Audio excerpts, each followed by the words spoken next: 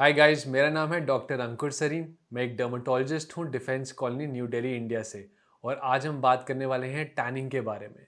काफ़ी सारे पेशेंट्स हमसे आकर पूछते हैं कि हम पहले से डल हो गए हैं, हमारी स्किन टैन हो गई है, तो हम उसको कैसे डायग्नोस कर सकते हैं कि ये टैनिंग क्या है और कैसे उसको हम आगे जाके ट्रीट कर सकते हैं। तो टैनिंग क्यों होती है? जब सूरज की किरणें यानी कि यूवीए और यूवीबी रेडिएशन हमारे स्किन पे पड़ती है तो हमारे स्किन में मेलानिन जो कि मेलानोसाइट से निकलता है, कलर सेल से निकलता है, वो इंक्रीज होता है और ये हमारे स्किन के सेल्स के टॉप में आके बैठ जाता है। ये एक तरीके से हमारी स्किन का प्रोटेक्टिव मैकेनिज्म है। इस प्रोटेक्शन के वजह से ब्राउन स्किन में एक्चुअली स्किन कैंसर कम होता है और हमारी स्किन में झुर्रियाँ और रिंकल्स जिन्हें हम कहते हैं वो भी काफ़ी लेट पड़ती है। तो ये तो है हमारे नेचुरल कलर का फ़ायदा। अब इसमें नुकसान क्या है कि जैसे जैसे टैनिंग बढ़ती है तो हमारा स्किन डल लगता है पहले से। तो आज इस वीडियो में हम बात करेंगे कि कैसे हम इस डलनेस को, टैनिंग को कम कर सकते हैं।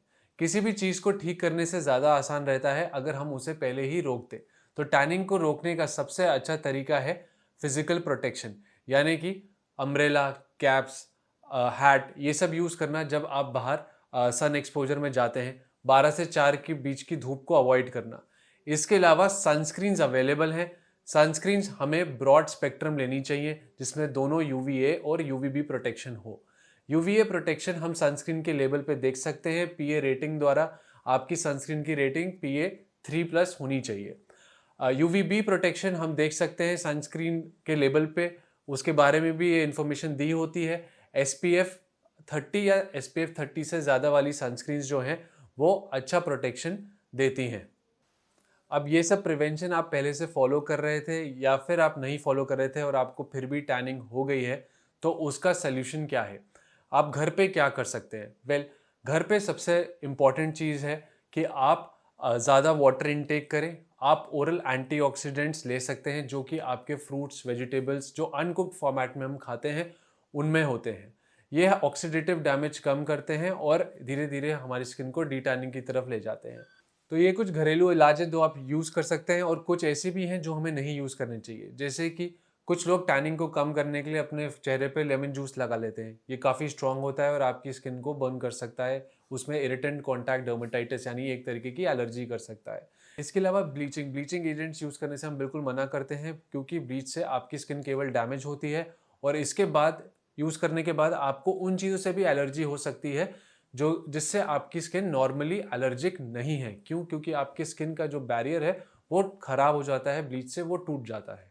नेक्स्ट हम बात करते हैं कि अगर आपको टैनिंग से बचना है तो आप घर पे कौन सी स्किन केयर का यूज़ कर सकते हैं। वेल, अगर आपकी स्किन ऑयली है तो ग्लाइकोलिक या salicylic acid based face wash आते हैं। ये अच्छी क्लिनजिंग देते हैं।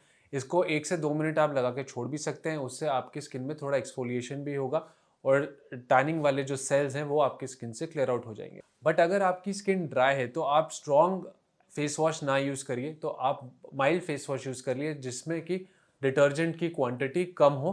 ये sterile alcohol based face wash हो सकते हैं। फेस वॉश करने के बाद विटामिन सी सीरम का एप्लीकेशन काफ़ी अच्छा रहता है अगर आपकी स्किन टैनिंग प्रोन है, क्योंकि विटामिन सी सबसे स्ट्रॉन्ग एंटीऑक्सीडेंट सीरम है जो कि अवेलेबल है और उससे हमारे जो ऑक्सीडेटिव स्ट्रेस है बॉडी में वो कम होती है। जो ऑक्सीडेंट रेडिकल्स जो बनते हैं वो हमारे सेल्स के जो डीएनए है उसको डैमेज नहीं करते हैं और हमारे सेल्स वाइटल रहते हैं, रिजुविनेटेड रहते हैं और स्किन पे ग्लो रहता है। इसके अलावा नेक्स्ट स्टेप आप सनस्क्रीन यूज़ कर सकते हैं। सनस्क्रीन के बारे में हम बात कर चुके हैं। ब्रॉड स्पेक्ट्रम सनस्क्रीन होनी चाहिए और रात को आप एक डीपिगमेंटिंग सीरम लगा सकते हैं। डीपिगमेंटिंग सीरम में kojic acid, resorcinol, alpha arbutin ऐसे कई सारे ऑप्शंस अवेलेबल हैं। ये सारे ही ऑप्शंस अच्छे हैं। आप मिक्स करके भी इनको यूज़ कर सकते हैं। कोई भी आप एक मॉलिक्यूल लेते हैं तो कम से कम उसे 3 से 4 महीने यूज़ करें और उसके बाद ही उसको डिसकंटिन्यू करें। एक्सफोलिएशन भी आप हफ्ते में 1 या 2 बार कर सकते हैं। रेटिनॉल अवेलेबल है आजकल बहुत सारे ब्रांड्स का, आप वो यूज़ कर सकते हैं। अल्फा हाइड्रोक्सी एसिड्स अवेलेबल है बहुत सारे ब्रांड्स के, आप यूज़ कर सकते हैं।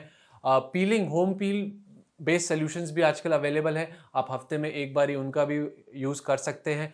अगर आप डाउट में हैं, आपको नहीं समझ आ रहा है कि कौन सी स्किन केयर आपके लिए बेस्ट है, तो सबसे अच्छा है, सबसे ज़रूरी है कि आप अपने डर्मेटोलॉजिस्ट से बात करें। इसके अलावा मॉइस्चराइज़ेशन करना भी बहुत ज़रूरी है, जो कि काफ़ी लोग स्किप कर देते हैं।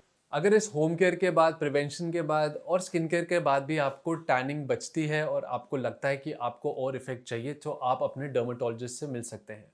हमारे पास क्लिनिक में ऐसे कई सारी ट्रीटमेंट्स रहती हैं, जो कि टैनिंग को कम करने में यूज़ होती हैं। इसमें सबसे बेस्ट ट्रीटमेंट जो हमें लगती है वो है Q switch laser. Q switch laser एक लेज़र है जो कि 1064 नैनोमीटर उसकी वेवलेंथ रहती है।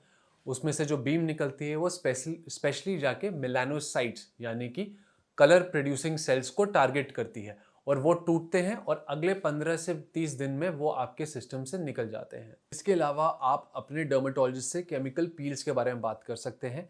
ये केमिकल पील्स जो कि क्लिनिक में की जाती हैं, इनमें जो एसिड का लेवल होता है वो हायर होता है। ये धीरे धीरे करके आपकी स्किन को निकालती है, एक्सफोलिएट आउट करती है। हो सकता है करवाने के बाद आपको कुछ दिन वो स्किन निकलते हुए भी दिखे और साथ ही में ये आपके कलर प्रोडक्शन का जो मैकेनिज्म है उसे स्लो करती है और इससे टैनिंग काफ़ी इम्प्रूव होती है। इसके अलावा भी कुछ ट्रीटमेंट्स हैं जैसे कि डर्मापेन 4 जो कि एक माइक्रो नीडलिंग डिवाइस है।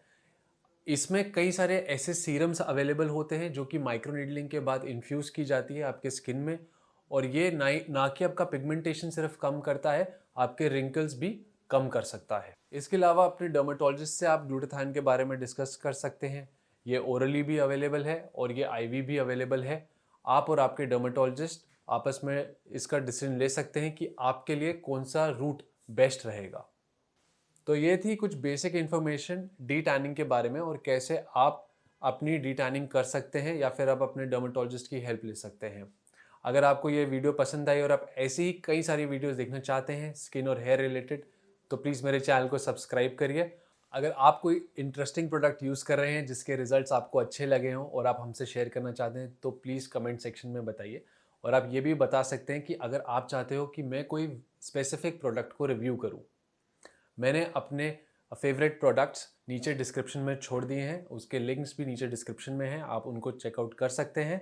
मैं लाता रहूँगा ऐसी कई सारी इंटरेस्टिंग वीडियोज़ आपके लिए। Thank you.